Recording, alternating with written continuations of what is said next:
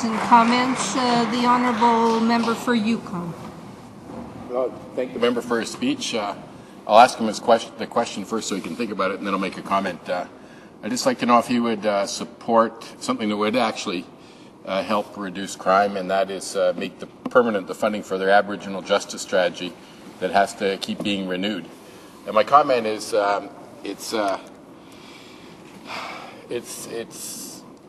amazing that the government would use a speech to talk about the crime prevention when they've done such a disservice to that part of Canadian justice system and actually made Canada more dangerous.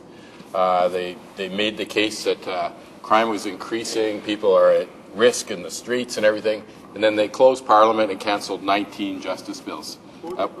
Just to protect, who to protect? To protect themselves. Those bills, fortunately, to some extent, some of them were stopped because they were not evidence-based. We had witness after witness after witness come before committee and say this is not the way to go, this is making Canada actually more dangerous, more chance of being victims of crime, more chance for victims to be victimized again, because the solution is not to just simply put them in where they learn, certain criminals, where they learn more crime, but to invest more in rehabilitation and remove the root causes of crime. That's where the investment should be. The honourable member for Edmonton St. Albert. Thank you, Madam Speaker, and I thank the honourable member from the Yukon for his insightful question. I certainly defend our government's Safe Street and Safe Community agenda. Although he quoted statistics or indicated that, in his view, crime was decreasing, some aspects of crime are certainly decreasing, but others are increasing. We certainly, in cities such as mine, Edmonton, violent crime is on the rise, and it's a constant struggle. With regard to our government's agenda, it's easily defendable. Yes, prorogation caused some bills to need to be reintroduced, but the honourable member knows, and in fact he made reference to the fact that some bills were stopped because he indicated that they were not evidence-based. I would submit to that honourable member that those bills, and I sit on the Justice Committee, were not stalled. They were gutted, and there's a big difference. And as a result of the new composition of the Senate Committee on Justice and Constitutional Affairs, it is anticipated that these bills will encounter less roadblocks and less speed bumps along the way, and I think all Canadians will benefit from their rapid passage. Thank you. Questions and comments? The honourable member for Burnaby Douglas.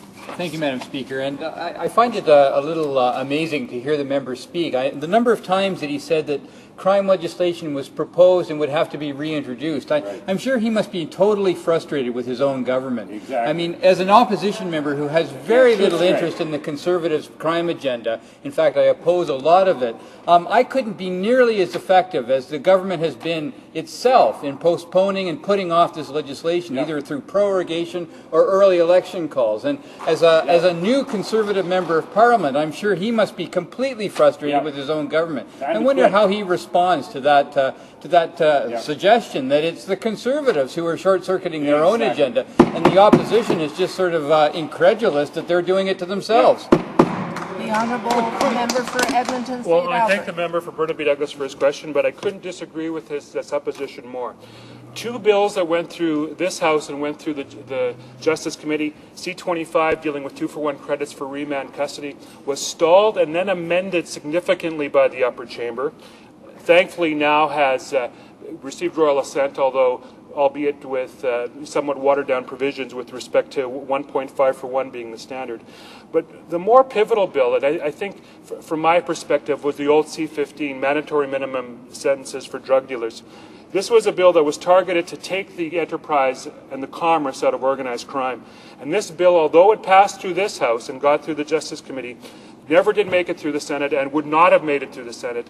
And so it's absolutely a fallacy to suggest that it's anybody but the opposition, and especially the Senate, that causes delay and modification and ultimately watering down of the government's good crime agenda. Thank you, Madam Speaker.